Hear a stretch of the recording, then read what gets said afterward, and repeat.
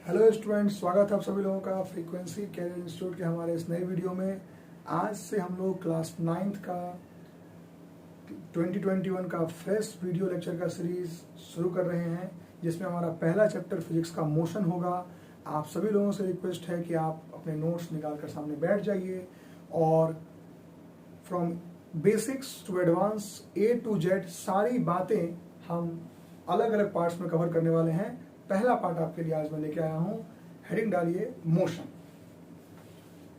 Motion को बिल्कुल basic से स्टडी करते हैं, सभी लोग सीखते हैं क्या होता है मोशन आज। ठीक है, देखिए तो मोशन है क्या। मोशन का मतलब होता है मूवमेंट। अगर कोई चीज मूव कर रही हो तो हम बोलते हैं कि मोशन है। लेकिन ये सिर्फ इतना कहने से काम नहीं चलेगा, हमें उसको डेप्थ में समझना पड़ेगा, एक एक बात उसकी सीखनी पड़ेगी। तो मोशन को या रेस्ट को, दो बातें सिखाऊंगा मैं, रेस्ट एंड मोशन। उसको स्टडी करने के लिए हमें सबसे पहले एक चीज चाहिए होती है, इसको बोलते हैं रेफरेंस पॉइंट। क्या बोलते हैं उसको? Reference point. तो सबसे पहला हेडिंग लिखेंगे हम लोग कि व्हाट इज रेफरेंस पॉइंट। देखिए, रेफरेंस पॉइंट उस पॉइंट को बोलते हैं जिस पॉइंट से बैठकर, जिस पॉइंट पर रहकर हम किसी ऑब्जेक्ट के रेस्ट या मोशन को ऑब्जर्व करते हैं। जैसे कि आप अभी बैठ के मुझे ऑब्जर्व कर रहे हैं, मेरे हैंड्स मूव कर रहे हैं, तो आप रेफरेंस पॉइंट हो गए और ये ऑब्जेक्ट हो गया जो भी चल रहा है। हम पार्क में बैठ के सामने रोड पर जाती हुई कार को चलते हुए देखते हैं, तो ये हम रेफरेंस पॉइंट हो गए और चलती हुई कार ऑब्जेक्ट हो गई। हम पार्क में उसी जगह पर बैठ के एक ट्री को रुका हुआ देखते हैं, तो हम रेफरेंस पॉइंट हो गए और वो ट्री ऑब्जेक्ट हो गई जो कि रेस्ट पे है। आया समझ में आपको? तो जहां बैठकर, जहां रुककर हम मोशन को या रेस्ट को या किसी बॉडी के मूवमेंट को चेक करते हैं कि मूवमेंट हो रही है या नहीं हो रही, उस चीज को क्या बोलते हैं? Reference point. नोट कर लेंगे, the point about which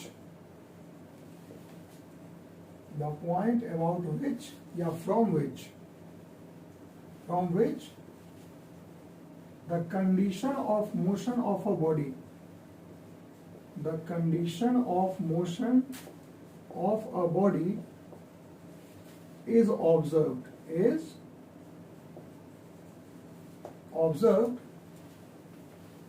is called reference point। क्या बोलते हैं उसको हम लोग? रेफरेंस पॉइंट का नाम जानते हैं। ठीक है, तो रेफरेंस पॉइंट को सीखने के बाद हम इस चैप्टर के अगले पॉइंट पर आते हैं। वो होता है कि मोशन क्या होता है, व्हाट इज मोशन। तो मैं अगर आपसे पूछूं कि मैं रेस्ट में हूं या मोशन में हूं, तो आप बिल्कुल कहेंगे सर आप तो रेस्ट पे हो क्योंकि आप मूव नहीं कर रहे हैं। लेकिन मान लीजिए कि आपको मैं मून पर भेज दूं कि आप वहां जाके देखो। जब आप मून पे चले गए तो आपको अर्थ घूमती हुई दिखाई दी और अर्थ पे आपके सर भी आपको घूमते दिखाई दिए। आपने बोला नहीं सर आप तो मोशन में आ गए, सर तो अभी भी ऐसे ही हैं। तो आपने रेफरेंस पॉइंट को बदल लिया। पहले आप अर्थ पे रह के मुझे देख रहे थे, मैं रुका हुआ था, और फिर आपने मून पर जाके मुझे देखा तो मैं घूम रहा था। तो मैं रेस्ट में हूं कि मोशन में हूं पता ही नहीं है। तो ये मेरा क्वेश्चन ही गलत था। अगर आपसे कोई पूछे कि कोई चीज रेस्ट में है या मोशन में है, तो आपका पहला क्वेश्चन ये होना चाहिए कि किसके रिस्पेक्ट में, बताओ। रेफरेंस पॉइंट क्या है, इसके बिना बताए हुए हम रेस्ट या मोशन को नहीं बता सकते। ठीक है, तो क्या लिखेंगे? A body is said to be in motion, a body is said to be in motion if it changes its position,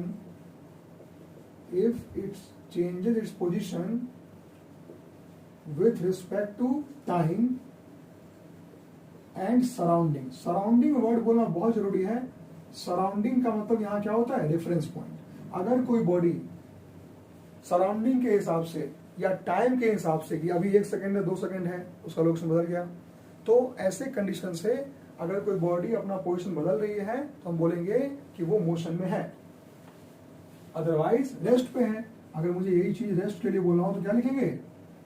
a body is said to be at rest, a body is said to be at rest if it does not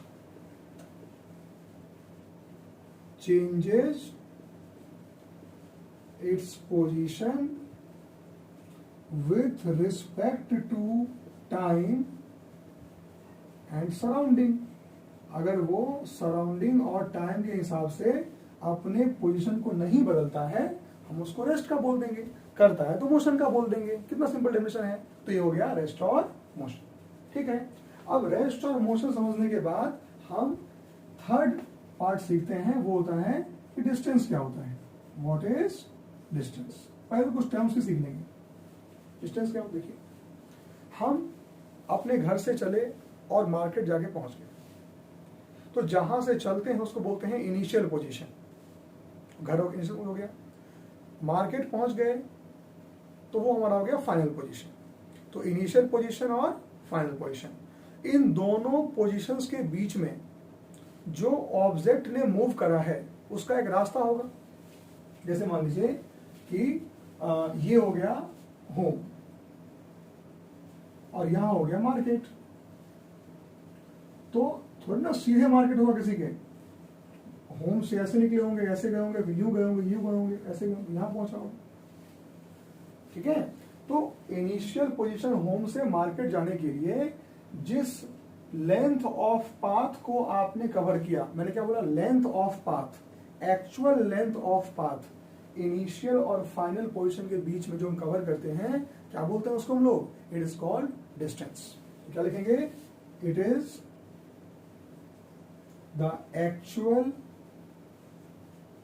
length of path, it is the actual length of path between initial and final position of a body। किसी body के initial और final position के बीच में जो actual length of path होता है उसको हम क्या बोलते हैं? डिस्टेंस बोलते हैं। ठीक है, चलिए अब आगे बढ़ते हैं। इसकी यूनिट क्या होती है? तो डिस्टेंस का यूनिट क्या होगा? ऐसा यूनिट मीटर होगा। It is measured in metres. Okay, उसके बाद इसमें थर्ड टॉपिक लिखेंगे, it is scalar quantity. It is scalar quantity. अभी मैं आपको सिखाता हूं क्वांटिटीज क्या होती हैं। There are two kind of quantities, scalar and vector. थोड़ा समझ लीजिए, जिन क्वांटिटीज के एक्सप्लेनेशन में फुल डिटेल अगर आपको जानना हो उसके बारे में, और आपको सिर्फ और सिर्फ मैग्नीट्यूड बताना पड़े कि वो कितना है, only the magnitude amount, the quantities that have only magnitude, उन quantities जिनके एक्सप्लेनेशन में एक्सप्लेन करने के लिए उसको सिर्फ और सिर्फ क्या चाहिए? मैग्नीट्यूड चाहिए, उसको स्केलर बोलते हैं। और जिन क्वांटिटीज के फुल एक्सप्लेनेशन के लिए मैग्नीट्यूड के साथ साथ डिस्प्ले डायरेक्शन भी चाहिए, ऐसे क्वांटिटीज क्या बोलते हैं? वेक्टर क्वांटिटी बोलते हैं। वो हम पढ़ेंगे थोड़ी देर में। पहले हम समझे कि डिस्टेंस जो हम लिखते हैं, डिस्टेंस को बताने के लिए हमें डायरेक्शन नहीं चाहिए होता है। क्योंकि आपसे पूछूं कि होम से मार्केट किस तरफ है, आप तो हर टाइम पे अलग अलग डायरेक्शन में मूव कर रहे हो, तो there is no specific direction to explain distance, so it is known as scalar quantity. ठीक है, अगला लिखेंगे हम लोग डिस्प्लेसमेंट। डिस्टेंस हो गया, next topic is displacement. It is the shortest distance, it is the shortest distance between initial and final position, initial and final position of a body।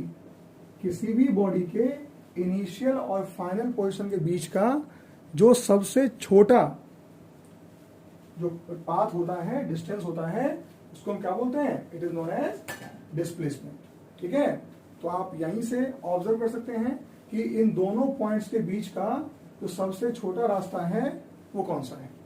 तो यहां से सीधे यहां पहुंच जाएंगे। This is the shortest path between A and B, home और market के बीच का सबसे छोटा पाथ कौन सा है, ये है। क्या बोलेंगे उसको हम लोग, डिस्प्लेसमेंट का नाम देंगे, ठीक है। अब बताइए ये इसकी यूनिट भी क्या होगी, होगा तो मीटर ही ना, क्योंकि अगर इस लेंथ को बताना है आपको इस्तेमाल तो मीटर का ही करोगे आप, तो ये भी क्या होगा, it is also, its unit is also metres. अब बता दिए क्वांटिटी की, तो it is a vector quantity, it is a vector quantity. ये कैसी क्वांटिटी है, ये एक वेक्टर क्वांटिटी है। मैंने बताया आपको वेक्टर क्वांटिटी उन चीजों को बोलते हैं जो कि अपने आप को एक्सप्लेन करवाने के लिए दोनों चीज आपसे डिमांड करते हैं। वो कहेंगे कि मुझे इसका मैग्नीट्यूड भी बताओ, मतलब मात्रा भी बताओ कितना है, ऊपर से उसका डायरेक्शन भी बताओ। अब इस पॉइंट से इस पॉइंट के बीच का जो शॉर्टेस्ट रास्ता होगा उसके लिए आपको डायरेक्शन दिखाना ही पड़ेगा कि उस तरफ है। जैसे मान लीजिए कि मैं आपके घर पे गया, आपने मेरे से पूछा कि सर कितना डिस्टेंस कवर किया आपने, मैं कहूंगा कि मैंने 20 किलोमीटर मूव किया। फिर आपने कहा सर किधर मूव किया, मैंने कहा क्या बताइए, क्या पूछ रहे हो बेटा, मुझे क्या पता, मैं तो अलग रास्ते पे घूम के आया। तो डिस्टेंस को बताने के लिए कभी भी डायरेक्शन का यूज नहीं होता, वो अपने आप में सफिशियंट है। अगर मैं आपको कहूंगा कि 20 किलोमीटर दूर है आपका घर मेरे घर से, तो आप इसके बारे में कुछ नहीं सोचेंगे, बोलेंगे पाथ की बात कर रहा है ये मास्टर, ठीक है। लेकिन अब आप अपने घर के छत पे गए, मुझे भी ले गए और कहा कि सर अब बताइए घर आपका कहाँ है, तो मैं क्या करूंगा, मैं बोलूंगा देखो वो है मेरा घर, उस तरफ मेरा घर है। तो वो जो मैंने ऐसे हाथ किया वो तो शॉर्टेस्ट पाथ होगा ना, तो उसके लिए हाथ दिखाना पड़ा ना मुझे, तो डायरेक्शन देना पड़ा ना मुझे, तो उसको क्या बोलते हैं, वेक्टर क्वांटिटी, ठीक है। तो distance is scalar quantity and displacement is vector quantity. अब जरा दोनों बात हो गई है, तो हम एक बार स्केलर और वेक्टर को सीख ही लेते हैं कि ये स्केलर और वेक्टर क्वांटिटीज क्या क्या होती है, ठीक है। देखिए फिजिक्स में जिन भी क्वांटिटीज को हम मेजर कर सकते हैं उसको बोलते हैं फिजिकल क्वांटिटीज। क्या बोलते हैं, फिजिकल क्वांटिटी, जैसे कि लेंथ, मास, टाइम, वेट, फोर्स, ये जो भी मैंने अभी नाम लिए हैं आप इन सभी को मेजर कर सकते हो, इसलिए हम क्या कहते हैं इनको, we call them physical quantities, ठीक है। और फिजिकल क्वांटिटीज को हम दो तरीकों से बांटते हैं, कौन कौन से, स्केलर्स और वेक्टर क्वांटिटी, ठीक है। तो भी कोचिंग पर फ्रीक्वेंसी पढ़ चुकी हम लोग, उसमें मैथमेटिकल टूल्स और आईआईटी फाउंडेशन सब कुछ की बात करते हैं, तो वहां तो वेक्टर अलजेब्रा भी मैंने पूरा पढ़ाया है, तो उसकी वीडियो भी मैं अभी कुछ दिनों में डाल दूंगा आपको।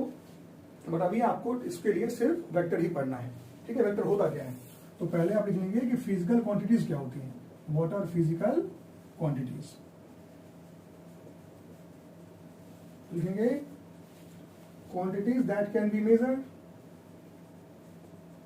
quantities that can be measured and on the basis of which laws of physics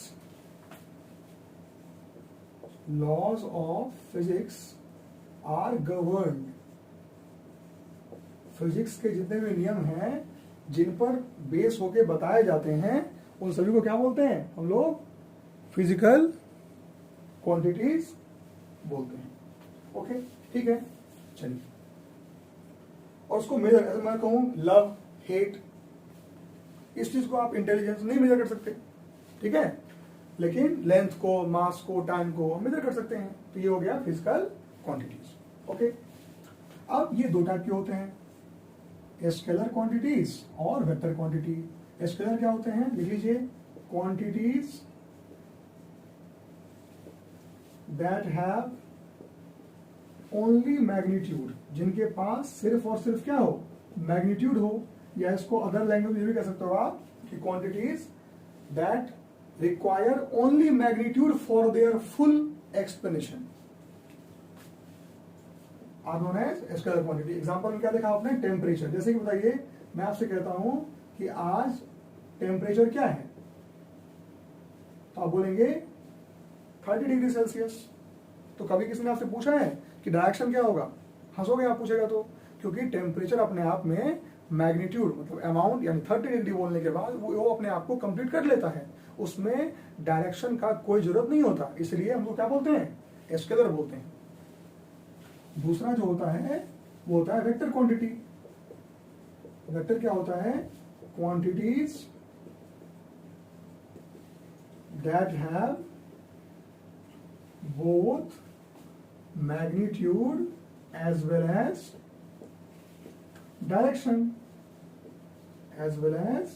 direction, जिसमें मैग्नीट्यूड भी हो और डायरेक्शन भी हो। क्या बोलते हैं उसको? Vector quantity. जैसे कि फोर्स, एग्जांपल क्या है इसका? फोर्स है। एक मैंने और सिखाया, आप क्या सिखाया?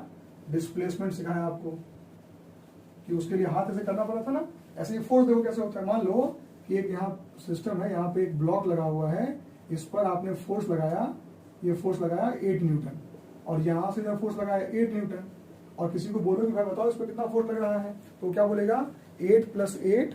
अगर वो गलती से आपको बोल दे कि इस पे 16 न्यूटन फोर्स लग रहा है, 16 न्यूटन जोड़ दे अगर उसको वो, तो आप तो समझो 16 न्यूटन फोर्स लगेगा किसी पर, वो चलेगा तो पक्का।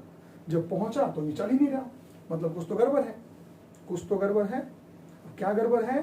तो बाद में पता चला कि दोनों 8 न्यूटन जो थे वो उल्टे में लग रहे थे। मतलब पहला वाला 8 न्यूटन राइट की तरफ था, तो दूसरा वाला 8 न्यूटन लेफ्ट की तरफ था। तो आपने जब ये 8 न्यूटन कहा, तो आपको सामने वाले को बोलना पड़ेगा कि लेफ्ट में है कि राइट में, तभी तो वो एक्चुअल इसका शेप सोच पाएगा, एक्चुअल इसका इम्पैक्ट सोच पाएगा, नहीं तो कैसे सोच पाएगा, है ना। यही 8 अगर एक ही तरफ लगता तो 16 चलता ये चीज।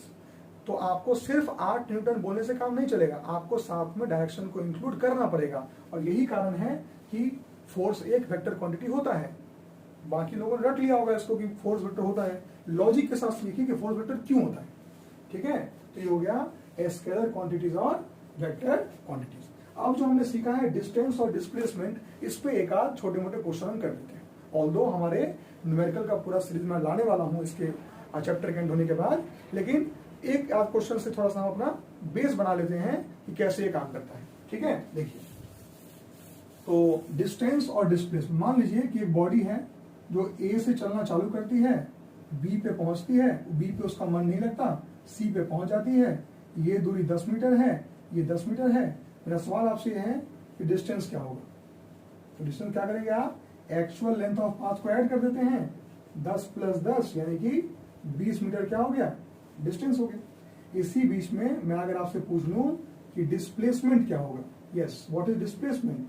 तो डिस्प्लेसमेंट क्या होता है? इनिशियल और फाइनल पोजीशन के बीच का सबसे छोटा जो रास्ता होता है उसको हम क्या बोलते हैं? डिस्प्लेसमेंट। यानी कि ये क्या हो जाएगा? ये हो जाएगा डिस्प्लेसमेंट। और आप जानते हो कि पाइथागोरस से कैसे निकालते हैं इसको? कैसे निकालते हैं? √10² + 10²। पता है ना आपको कैसे निकालते हैं पाइथागोरस से? कितना आ जाएगा ये? √200 यानी कितना? √2 × 10 × 10। कपल इंट्री 10 बाहर निकालो, क्या बच गया? 10√2 मीटर। सिंप्लीफाई कर लोगे क्या आएगा? √2 क्या होता है? 1.414। मैथ में पढ़ा होगा आपने। तो it will be 14.14 metre approx. तो इस तरीके से आप डिस्टेंस और डिस्प्लेसमेंट एक छोटे क्वेश्चन निकाल सकते हैं। अब क्या हुआ? आगे बढ़ते हैं, एक और क्वेश्चन करते हैं। क्या हुआ? एक चीटी थी, वो चीटी जो है यहाँ से यहाँ गई, फिर यहाँ गई, फिर यहाँ गई, फिर यहाँ गई, फिर यहाँ गई, फिर यहाँ गई। सीढ़ी पे चीटी जो है चल रही है। ठीक है, तो बोले सीढ़ी कंप्लीट कर लें क्या? तो कर लेते हैं।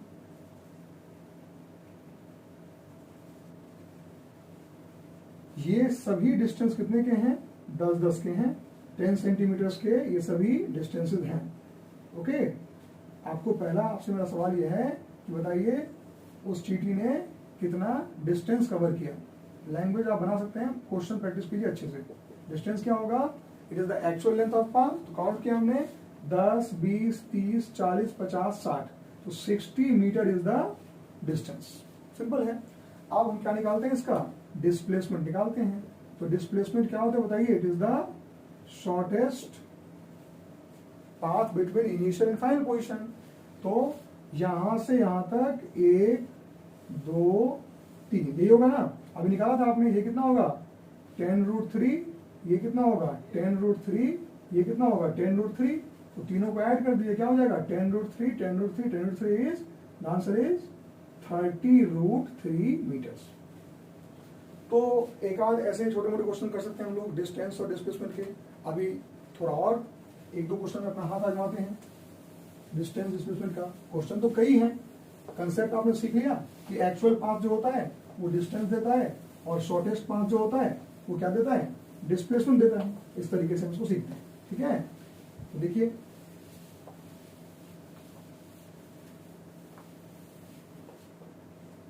अभी डिस्टेंस और डिस्प्लेसमेंट के कुछ क्वेश्चन और सीखते हैं। क्वेश्चन है एक ऑब्जेक्ट है जो कि सर्कुलर पाथ पे चल रहा था, ये इसका रेडियस क्या था, आर था, ठीक है। और यहां से पार्टिकल जो है वो ए से चल के बी पर आ गया और ये बी हो गया और वापस से ए पे आ गया, ऐसे ये मूव कर रहा है।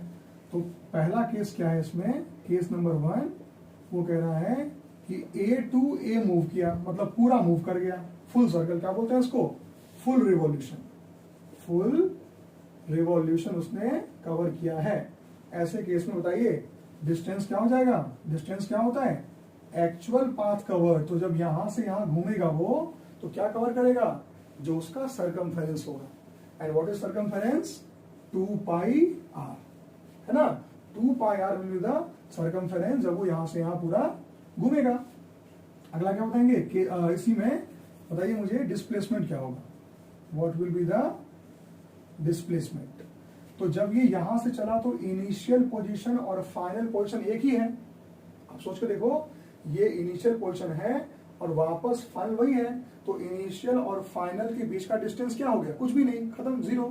तो क्या लिखेंगे, द डिस्प्लेसमेंट विल बी 0। क्यों लिखेंगे ऐसा होगा, क्योंकि इनिशियल और फाइनल पोजीशन जो है एक दूसरे को क्या कर रहे हैं, कोइंसाइड कर रहे हैं, दैट्स व्हाई इट इज 0। अब इसमें बढ़ते हैं केस नंबर 2। केस नंबर 2 ये होगा जब बॉडी सिर्फ ए से बी मूव करती हो, सिर्फ ए से बी, यहीं तक बॉडी ने मूव किया। तो ऐसे केस में बताइए डिस्टेंस क्या होगा, what will be the distance, क्या होगा डिस्टेंस। ये पूरा अगर घूमता तो 2 पाई आर घूमता, आज सिर्फ हाफ घूमा है तो हाफ ऑफ 2 पाई आर घूमेगा, 2 से 2 कैंसिल, यानी कितना घूमेगा, पाई आर। देखो डिजिटल मत जाओ, अगर रेडियस यहाँ 7 होता तो आपको क्या पुट करने में टाइम लगेगा, वो तो कर ही लेंगे ना।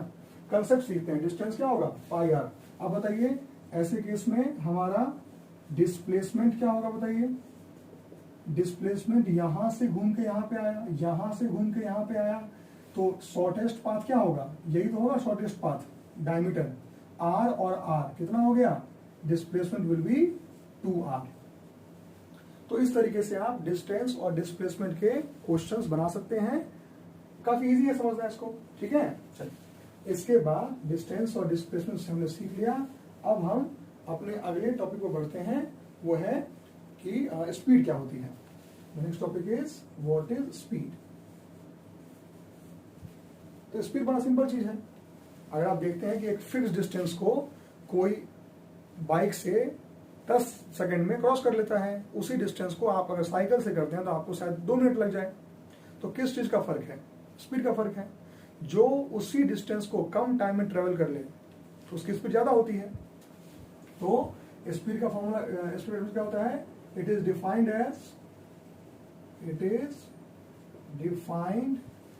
As distance covered per unit time. It is defined as distance covered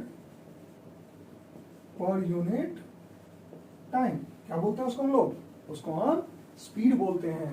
यानी कि अगर स्पीड का फॉर्मूला लिखना हो तो क्या लिखेंगे, speed will be distance divided by time. Distance divided by time is the formula of speed, ठीक है। चलिए अब आगे बढ़ेंगे, इसमें यूनिट की बात कर लेते हैं। यूनिट क्या होगी इसकी, डिस्टेंस का यूनिट क्या होता है, मीटर, टाइम का सेकेंड, तो यूनिट क्या हो गया, मीटर पर second is the unit of speed. Speed चूंकि डिस्टेंस से डिवाइड होकर बना है तो ये क्वांटिटी कैसा होगा, it is a scalar quantity. Speed कैसा क्वांटिटी होता है, इट इज स्केलर क्वांटिटी। इसका एक नोट बना लेंगे। नोट ये है कि अगर आपको 1 किलोमीटर पर आवर को मीटर पर सेकेंड में करना हो कन्वर्ट, तो क्या करते हैं, मल्टीप्लाई बाई 5/18, ठीक है। कई बार ऐसे क्वेश्चन आएंगे जिसमें कि आपको मीटर पर सेकेंड में ही बात करनी पड़ेगी, तो आप क्या करेंगे, उसको 5/18 से मल्टीप्लाई जैसे ही आपने कर दिया तो वो आपको मीटर पर सेकंड में मिल जाएगा। ठीक है, जैसे कि अगर मैं कहता हूँ 36 किलोमीटर पर आवर को मीटर पर सेकंड में करने, क्या करेंगे, मल्टीप्लाई बाय 5/18, तो it will be how much, it will be 10 metre per second. ठीक है, ये क्यों करते हैं देखिए, क्योंकि 1 किलोमीटर पर आवर मतलब क्या होता है, 1 kilometre divide by 1 hour. Metre में क्या हो जाएगा ये 1000 मीटर, और आवर में क्या हो जाएगा ये 3600 सेकेंड्स। इससे ये कटा, इससे ये कटा, ये 5 हो गया और ये 18 हो गया, तो कितना आ गया 5/18 मीटर पर सेकेंड। यही कारण है कि हम इसका ऐसा करते हैं। तो ये बहुत इंपॉर्टेंट चीज आपको पता होनी चाहिए कि कैसे किलोमीटर पर आवर को मीटर पर सेकेंड में करना पड़ेगा, क्योंकि यूनिट क्या होती है उसकी, मीटर पर सेकेंड ही होती है। तो आपको बार बार वहां जाना पड़ेगा, तब जाके आपका आंसर आएगा। ठीक है, चलिए स्पीड हो गया। अब हम जरा इस स्पीड के टाइप्स को स्टडी करते हैं कि स्पीड के टाइप्स कितने होते हैं। तो स्पीड का सबसे पहला टाइप क्या होता है, यूनिफॉर्म स्पीड। क्या होता है, uniform speed. What is uniform speed, अगर कोई ऑब्जेक्ट, नोट कर लेंगे सब लोग, if an object covers equal distances in equal interval of time moving in a straight line is known as uniform speed. जब कोई ऑब्जेक्ट स्ट्रेट लाइन में चलते हुए इक्वल टाइम में इक्वल डिस्टेंस कवर करे तो उसको क्या बोलते हैं, यूनिफॉर्म स्पीड कहते हैं। ठीक है, दूसरा होता है कौन सा, non uniform speed. Non uniform speed, और ये क्या हो गया इसका मतलब कि when an object covers unequal distance in equal interval of time. Time तो हमेशा इक्वल ही रखोगे आप। जैसे कि पहले केस में क्या हुआ कि 1 सेकेंड में 2 मीटर गया, 2 सेकेंड में फिर 2 मीटर गया, 4 हो गया, 3 सेकेंड में अब वो 6 मीटर की दूरी पे है। तो क्या देख रहे हैं कि हर सेकेंड में वो 2-2 मीटर दूरी तय कर रहा है, कवर कर रहा है। तो ऐसे को क्या बोलेंगे हम लोग, यूनिफॉर्म स्पीड बोलेंगे। नॉन यूनिफॉर्म में क्या हो गया बताइए, कि पहले सेकेंड में 2 मीटर चला गया, दूसरे में 8 चला गया, कुछ दिख गया होगा सामने उसको, उसके बाद फिर 9 पे ही चला, एक ही चला पाया, उसके बाद फिर 20 चला गया। तो अगर टाइम को तो हमेशा हम इक्वल रखते हैं, बदलता क्या है उसका डिस्टेंस। तो इसको शॉर्ट में क्या लिखा जाए कि equal distance in equal time. आप तो पूरा लिखेंगे, ये आपके याद करने के लिए है। Equal distance in equal time अगर हो रहा है तो वो यूनिफॉर्म स्पीड होगा। और यहां क्या हो जाएगा बताइए, unequal distance covered in equal time is known as non uniform speed. Number 3 पे आते हैं, वो होता है एवरेज स्पीड। एवरेज स्पीड ये क्या होता है, it is defined as total distance covered by an object in total time taken. आप सभी डिफरेंस को नोट कर लेंगे कॉपी में अपने, जरूरी है वो। ठीक है, तो एवरेज स्पीड क्या होता है, it is total distance covered by an object in total time. Clear है, ये हो गया। और नंबर 4 क्या होता है, it is instantaneous speed. Instantaneous speed, और क्या होगा इंस्टेंटेनियस स्पीड बताइए, ये मैं लिख देता हूं आपके लिए। It is defined as the speed of an object at a particular instant of time. At a particular instant of time, time के किसी पर्टिकुलर इंस्टेंट पर जो उसकी स्पीड होगी उसको क्या बोलते हैं हम लोग, इंस्टेंटेनियस स्पीड। जैसे कि आप मान लीजिए 3 बजे घर से निकले और आप 8 बजे भोपाल पहुंचने के प्लान में हो, तो 5 घंटे का रास्ता आपका है और 500 किलोमीटर है। तो आपसे पूछूं मैं कि एवरेज स्पीड क्या होगी, तो आप क्या बोलेंगे, total distance 500 kilometres, total time 5 hours. दोनों को डिवाइड कर दिया आपने, तो क्या मिला, 100 किलोमीटर्स पर आवर। तो ये जो स्पीड आपको मिला है ये क्या है, इट इज एवरेज स्पीड। ये क्या, इसका ये मतलब है कि आप 100 किलोमीटर पर आवर से भोपाल पहुंचे, बिल्कुल नहीं, ऐसा नहीं है।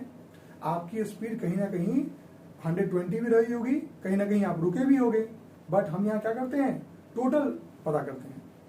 ठीक है, लेकिन अगर मैं आपको 7 बजे मैंने आपको फोन किया, मैंने पूछा अरे कहाँ जा रहे हैं, आपने कहा सर यहाँ पे है, मैंने कहा कि अभी कितनी स्पीड पे है, तो उस मोमेंट पे आपने अपने गाड़ी के स्पीडोमीटर में देखा और देखा स्पीड है 97। तो आपने कहा सर अभी हम लोग 97 पे हैं, तो वो जो स्पीड आपने कहा वो कौन सी स्पीड होती है? Instantaneous speed. मैं यहाँ पे एक बात लिखना चाहता हूं, बात यह है कि speedometer gives this speed. Instantaneous speed की बात अगर की जाए तो आपसे पूछा जाएगा कि जो किसी कोई भी अगर जो व्हीकल होता है उस व्हीकल में स्पीडोमीटर क्या देता है, कौन सी स्पीड देता है उसमें से वो, तो वो देता है इंस्टेंटेनियस स्पीड देता है आपको, उस मोमेंट पे क्या स्पीड है। ऐसे ही ये भी क्वेश्चन आ सकता है कि जो व्हीकल का होता है ओडोमीटर, ODOMETR, ये भी आप यहाँ साथ में लिख लीजिए। ओडोमीटर ऑफ द व्हीकल जो होता है, ओडोमीटर गिव्स डिस्टेंस, वो डिस्प्लेसमेंट नहीं देता। क्यों? आपने देखा होगा कि अगर आप अपने घर से मार्केट जाइए जो कि 4 किलोमीटर की दूरी पे है, वापस जब आप लौट के आएंगे तो आपके गाड़ी का जो मीटर है वो 8 किलोमीटर आगे बढ़ चुका होगा। मतलब उसने जाने का 4, आने का 4, 8 काउंट किया उसने। अगर वो डिस्प्लेसमेंट काउंट करता तो जाने में 4 बढ़ता, आने में 0 हो जाता। ठीक है, ऐसा नहीं होता है। वो क्या मेजर करता है? डिस्टेंस। ये दो डिवाइसेस हैं जो व्हीकल में होती हैं, odometer which measures the distance और speedometer which measures the speed. जो लोग कंफ्यूज है बता दूं, ओडोमीटर में क्या होता है, ऐसा देखा होगा आपने गाड़ी में बना होता है, यहाँ पे नंबर लिखे होते हैं 2, 7, 8, 9, 1 और ये घूमता रहता है ना ओडोमीटर। और ये सबको पता है स्पीडोमीटर कैसा होता है, ऐसा बना होता है। ठीक है, इसमें अलग अलग कांटे बने बना होता है। ठीक है, ओके। तो ये थे हमारे कुछ टाइप्स किसके, स्पीड के। अब इसी पे कुछ छोटे मोटे न्यूमेरिकल्स हैं। जैसे कि एक क्वेश्चन करते हैं हम लोग सिंपल सा कि होम मतलब घर से जो है स्कूल कोई गया, फ्रॉम होम टू स्कूल कोई पहुंचा है 20 की स्पीड से, राइट, और स्कूल से वापस घर जो है वो आया है 30 की स्पीड से, क्योंकि घर जाने की जल्दी होती है लोगों को।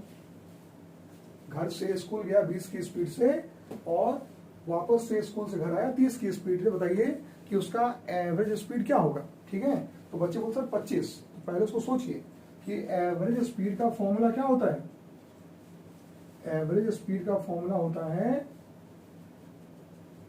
Total distance divide by total time. Total distance divide by total time. आपको यहाँ पर टोटल डिस्टेंस मिला क्या? है ही नहीं। लेकिन टोटल टाइम मिला? वो भी नहीं मिला।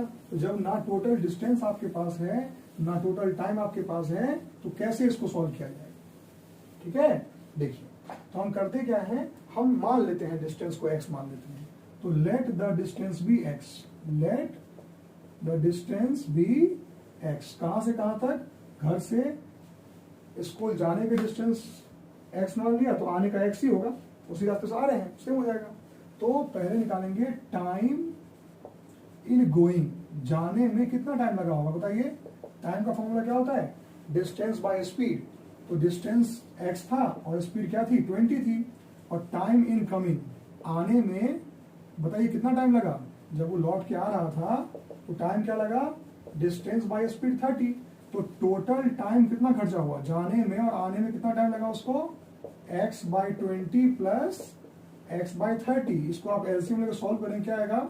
x/12 आएगा। कर लेना सॉल्व, एलसीएम 60 आएगा, ऊपर आएगा ऊपर आएगा 5x, तो ये कितना हो जाएगा आपका x/12। अब बताइए एवरेज स्पीड का फॉर्मूला क्या होता है? It will B total distance, मैंने पहले दिया है, total distance by total time, by total time. तो टोटल डिस्टेंस और टोटल टाइम के बारे में बता रहा हूं मैं आपको। टोटल गया x, आया x, टोटल क्या हो गया? 2x divide by x/12। 12 चला गया ऊपर, x कट गया, क्या आंसर आया? 24 मीटर पर सेकेंड। ध्यान रखिएगा। तो एवरेज स्पीड के किसी भी क्वेश्चन के लिए आपको ये पता होना चाहिए कि उसका टोटल डिस्टेंस और टोटल टाइम क्या है। अगर नहीं पता है पहले हम वो कैलकुलेट करेंगे, तब जाके हम बता पाएंगे कि उसका एवरेज स्पीड क्या हो। नोट कर लेंगे। अब हम लोग एक और चीज पढ़ते हैं आज के लेक्चर में, वो है कि वेलोसिटी क्या होती है। ठीक है, तो अभी हमने स्पीड पढ़ लिया ना, स्पीड क्या होता है, डिस्टेंस अपॉन टाइम। ऐसे ही क्या पढ़ लेंगे, वेलोसिटी क्या होती है। तो वेलोसिटी जो है, मैं आपको तो बता देता हूं जब तक बोर्ड में बता रहा हूं, कि displacement covered per unit time, नोट कर लीजिए, it is defined as the displacement covered by a body per unit time moving in straight line. It is defined as the displacement covered by a body per unit time moving in a straight line। तो हम क्या पढ़ने वाले हैं, velocity. तो velocity का formula क्या होता है, मैंने आपको डेफिनेशन लिखवा दिया है। फॉर्मूला वेलोसिटी क्या होता है, इट इज डिस्प्लेसमेंट पर यूनिट टाइम, डिस्प्लेसमेंट पर यूनिट टाइम। ठीक है, अब इसके हम यूनिट्स की बात कर लेते हैं। ये तो फॉर्मूला हो गया इसका, वहां डिस्टेंस अपॉन टाइम था और ये डिस्प्लेसमेंट अपॉन टाइम है। इसको कुछ लोग स्पीड विथ डायरेक्शन भी बोलते हैं। क्या बोलते हैं, स्पीड विथ डायरेक्शन। अगर कहा जाए कि 2 मीटर पर सेकेंड तो उसको स्पीड बोलते हैं, लेकिन अगर कहा जाए कि 2 मीटर पर सेकेंड इन नॉर्थ, तब वो क्या हो जाएगा, वो वेलोसिटी हो जाएगा। तो इसको हम स्पीड विथ डायरेक्शन भी कहते हैं। ठीक है, चलिए इसके बाद इसमें हम सीखते हैं कि ये यूनिट क्या होगी इसकी। तो आपको पता है कि डिस्प्लेसमेंट का यूनिट मीटर होता है, टाइम का सेकंड होता है, it is metre per second हो गया, यूनिट हो गया मीटर पर सेकंड। और आगे बढ़िए, ये क्वांटिटी कैसी है, it is a vector quantity, क्योंकि ये वेलोसिटी है तो वेक्टर होगा। स्पीड स्केलर, वेलोसिटी वेक्टर, क्योंकि ये डिस्प्लेसमेंट से बना है। ऑरिजिन देखिए क्या है इसका, डिस्प्लेसमेंट से बना है, तो क्या होगा वो, it is a vector quantity. ठीक है, हो गया। अब इसकी टाइप्स के बारे में बात कर लेते हैं। इसके भी वही 4 टाइप होते हैं। पहला कौन सा होगा बताइए, यूनिफॉर्म वेलोसिटी। हाँ, यूनिफॉर्म वेलोसिटी के लिए हम क्या बताते हैं, डेफिनेशन नोट कर लेंगे सब लोग आराम से। It is defined as the sorry 1 minute, ऐसे लिखेंगे, if a body covers equal displacements in equal interval of time moving in straight line, it is said to have uniform velocity. ठीक है, दूसरा लिखेंगे non uniform velocity, non uniform velocity. इसका क्या definition, सब लोग नोट करेंगे इस क्वेश्चन नहीं कि मैं बोल रहा हूं तो लिखेगा नहीं, आपको लिखना है। लिखेंगे क्या, if a body covers unequal displacements in equal interval of time, time interval हमेशा इक्वल होता है ना। तो if a body covers unequal displacement in equal interval of time, then it is said to have non-uniform velocity। Number 3, तीसरा क्या होता है, average velocity. Average velocity आप लोगों को याद होगा, जैसे एवरेज स्पीड सीखा था, ऐसे ही क्या पढ़ेंगे, एवरेज वेलोसिटी। क्या होता है वेलोसिटी, डेफिनेशन नोट करेंगे, it is defined as total displacement covered by the body in total time. Total displacement covered by the body in total time. तो एवरेज वेलोसिटी के 2 फॉर्मूले होते हैं। इसका पहला फॉर्मूला होता है total displacement upon total time. ठीक है, और दूसरा इसका जो फॉर्मूला होता है वो होता है initial velocity plus final velocity divided by 2। Initial velocity को u से डिनोट करते हैं, फाइनल वेलोसिटी को v से डिनोट करते हैं अपॉन 2। तो आपको क्वेश्चन में लिखा मिलेगा कि शुरुआत की वेलोसिटी और बाद की वेलोसिटी। अगर आपको इनिशियल वेलोसिटी और फाइनल वेलोसिटी पता है तब तो आप u प्लस v बाई 2 वाले फॉर्मूले से कर लेंगे। अगर आपको टोटल डिस्प्लेसमेंट और टोटल टाइम पता है तो आप उसको इस फॉर्मूले से कर लेंगे। ठीक है, तो इट डिपेंड्स। और इसके बाद अगला कौन सा आता है, अब तो आप जान चुके होंगे क्या बोलने वाला हूं। The next one is instantaneous velocity. इसका क्या लिखेंगे डेफिनेशन बताइए, इंस्टेंटेनियस वेलोसिटी का क्या होगा definition, it is defined as the velocity of an object at a particular instant of time. किसी भी ऑब्जेक्ट की वेलोसिटी टाइम के किसी खास इंस्टेंट पे क्या होता है, that is called instantaneous velocity. इस पे हम कुछ कर लेते हैं न्यूमेरिकल्स, ठीक है। उसका पहला न्यूमेरिकल ये है कि एक बॉडी जो है वो सर्कुलर पाथ पे घूम रही है, रेडियस r है इस तरीके से। तो ये पॉइंट ए हो गया, पता आपको वापस घूम के ए पे ही आएगा, और ये पॉइंट बी हो गया। तो पहला केस में क्या ले रहा हूं, जब वो ए से ए पे आ गया, मतलब समझिए क्या बोल रहा हूं मैं, इट इज फुल रिवॉल्यूशन। ए से क्या होता है, इट इज फुल रिवॉल्यूशन। हाँ, तो इसमें मैं पहले क्या पूछूंगा आपसे, बताइए एवरेज स्पीड क्या होगी। तो क्या होता है average speed, total distance upon total time. मान लेते हैं कि इसको पूरा टाइम घूमने में t सेकेंड्स का खर्चा लग गया। कितना लग गया, t सेकेंड लग गया पूरा राउंड लगाने में इसको। तो मैंने क्या पूछा, एवरेज स्पीड क्या होगी। तो आप क्या लिखेंगे, it is total distance upon total time. Total distance कितना हो जाएगा, 2 पाई r, और टोटल टाइम क्या लग गया, t लग गया। तो 2 पाई r by T is the formula of average speed. इसी में आपसे कह दूं कि एवरेज वेलोसिटी क्या हो जाएगी। तो एवरेज वेलोसिटी बताइए क्या होता है, it is total displacement by total time. अगर वो ए से ए घूम के वापस लौट के वहीं पर आ गया तो उसकी डिस्प्लेसमेंट क्या हुई, 0। तो टोटल डिस्प्लेसमेंट 0, टाइम टी भले ही लगा हो, क्या आएगा, 0 ही आएगा, ठीक है। तो इसमें केस 1 को हटा देते हैं, क्योंकि ये एक ही केस में बता रहा हूँ, क्योंकि वैल्यूज यहाँ पर डिजिट्स में नहीं दे रहा हूँ, इसे सिखाने के लिए क्वेश्चन दिया है। तो आप यहाँ से एवरेज स्पीड और एवरेज वेलोसिटी निकाल सकते हैं। एक और दमदार क्वेश्चन में दे रहा हूँ, इस क्वेश्चन से आपका पूरा कंसेप्ट क्लियर हो जाएगा एवरेज स्पीड और एवरेज वेलोसिटी का, ठीक है। चलिए, तो क्वेश्चन ये है कि बॉडी ए पॉइंट पर था, इसका मन नहीं लगा, यहां से चला गया बी पर और फिर चला गया सी पर। तो ए से लेके सी का जो डिस्टेंस है वो 10 मीटर का है, और ऐसा करने में इसको 10 सेकेंड का समय लग गया। बॉडी को ए से सी पर पहुंचने में 10 मीटर का डिस्टेंस था, 10 सेकेंड का समय लग गया। सी पर उसका मन नहीं लगने की वजह से वो रिटर्न मारता है, वापस से बी पर लौट के आ जाता है, और बी पे अभी रुका हुआ है।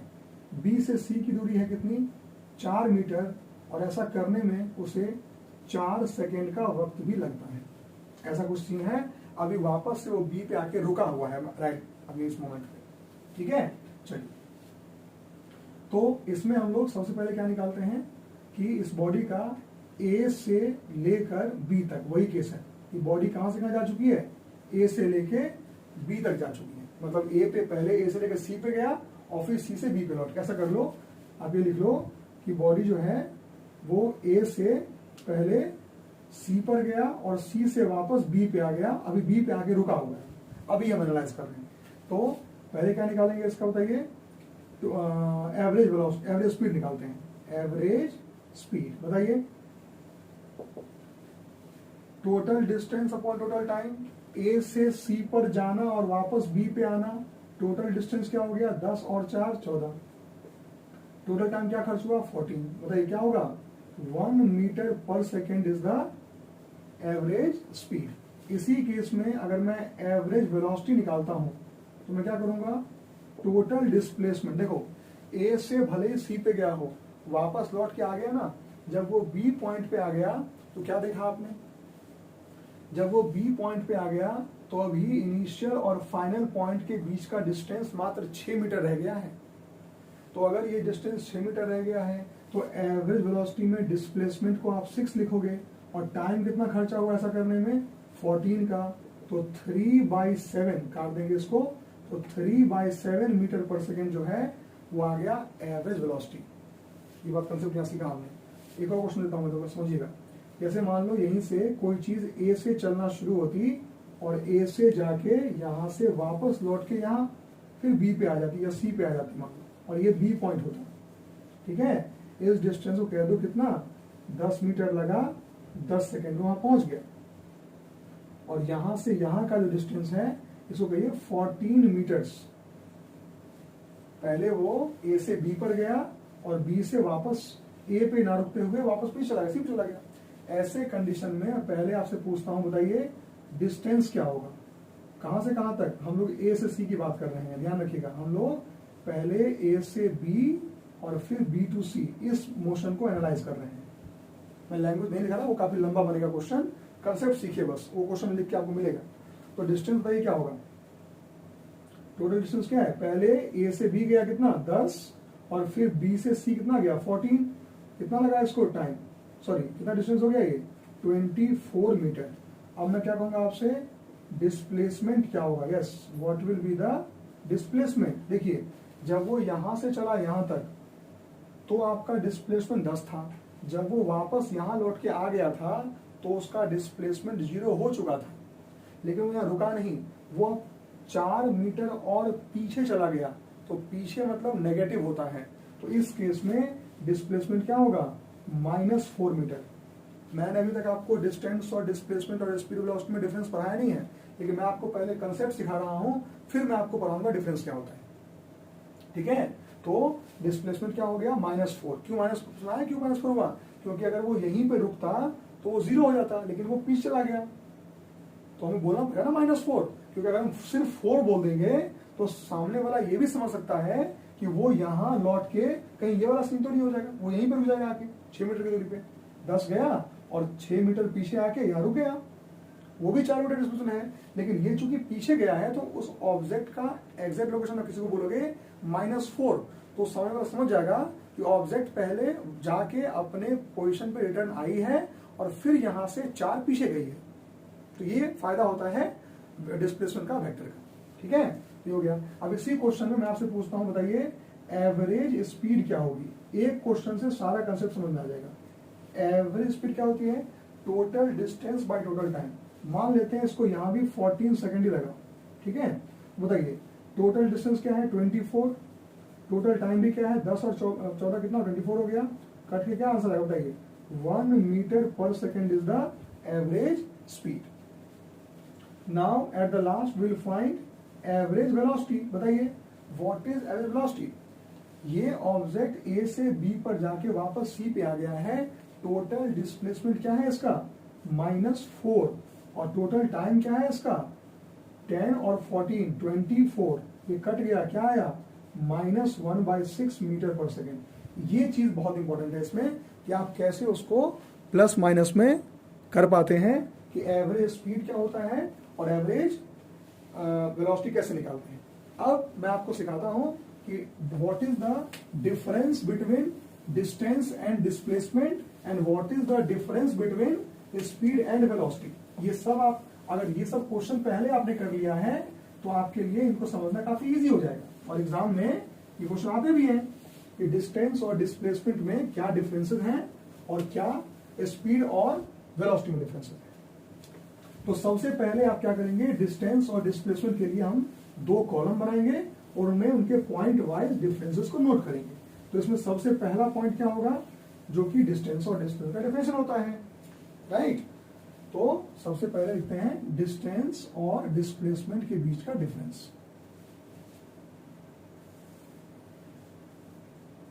ये डिस्टेंस हो गया और ये डिस्प्लेसमेंट हो गया। सबसे पहला point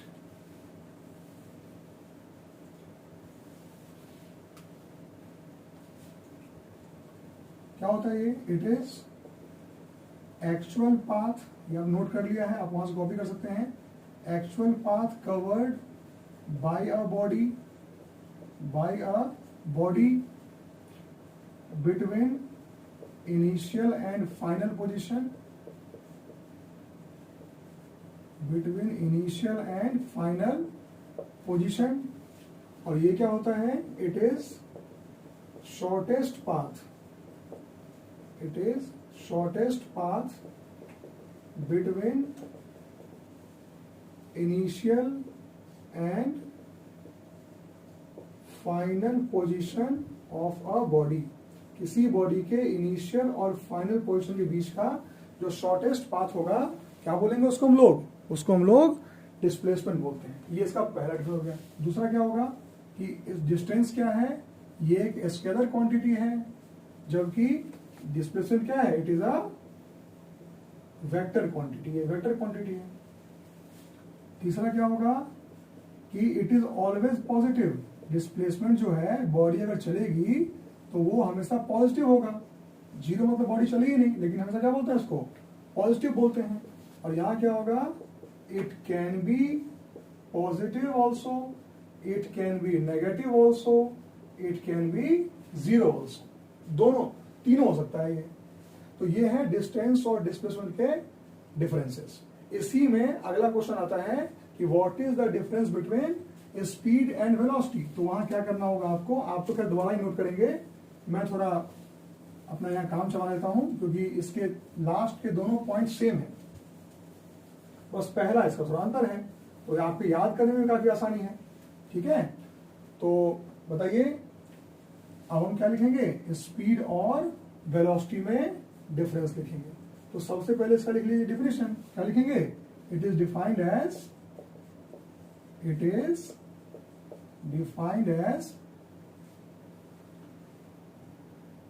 the distance covered per unit time, distance covered per unit time। ये क्या होता है, it is defined as displacement covered per unit time by a body। और बाकी दूसरा ठीक है, ये हमेशा स्क्वायर होगा, ये वेक्टर होगा, स्पीड भी पॉजिटिव हमेशा होती है और वेलोसिटी जो है नेगेटिव पॉजिटिव जीरो सारे हो सकते हैं। ठीक है, तो यहां तक हमने स्पीड वेलोसिटी पढ़ लिया, हमने न्यूमेरिकल्स भी कर लिए, मोशन पढ़ लिया, रेस्ट पढ़ लिया, डिस्टेंस पढ़ लिया, डिस्प्लेसमेंट पढ़ लिया, क्वांटिटीज क्या होती है, स्केलर वेक्टर ये पढ़ लिया और न्यूमेरिकल्स कर लिए। अब हमारा जो इसका पार्ट 2 होगा, इस पार्ट 2 में हम लोग पढ़ेंगे एक्सेलरेशन क्या होता है। ठीक है, और यही चीजें इससे थोड़ा आगे और इससे कहीं हटके कुछ और चीजें IIT फाउंडेशन और ओलंपियाड्स के कई अच्छे क्वेश्चंस, अच्छे अच्छे ट्रिक्स, सभी चीजें अवेलेबल हैं हमारे फ्रीक्वेंसी कैरियर इंस्टीट्यूट के, जो हम रेगुलर क्लासेस चला रहे हैं उस पर भी। जिन भी बच्चों को रजिस्ट्रेशन करना हो वो वहां पर आए, और फीस भी हमने सबसे कम रखी है इस लॉकडाउन में, सिर्फ 500 रुपीज पर मंथ में आप मैथ्स और साइंस सब पढ़ सकते हो। मेरा नंबर 9993302140, वहां पर आप मुझे मैसेज करें। क्लासेस रेगुलर चल रही हैं, हम लोगों ने अभी उसमें मैथमेटिकल टूल्स और मोशन अभी चल ही रहा है वहां पर, तो मैंने पैरेलल यहाँ भी शुरू कर दिया है। वहां पर मैं इसमें और भी चीजें एक्स्ट्रा बताता हूँ, तो वो आपको काफी हेल्प करेंगी। इस वीडियो को शेयर कीजिए अपने सभी दोस्तों पर और इसका जो बेनिफिट है सभी लोगों को पहुंचाइए। Thank you so much. It's 11:30 night, मैं आज लास्ट लेक्चर रिकॉर्ड कर रहा हूँ आज का। हम लोग मिलते हैं जल्द ही, बाय बाय।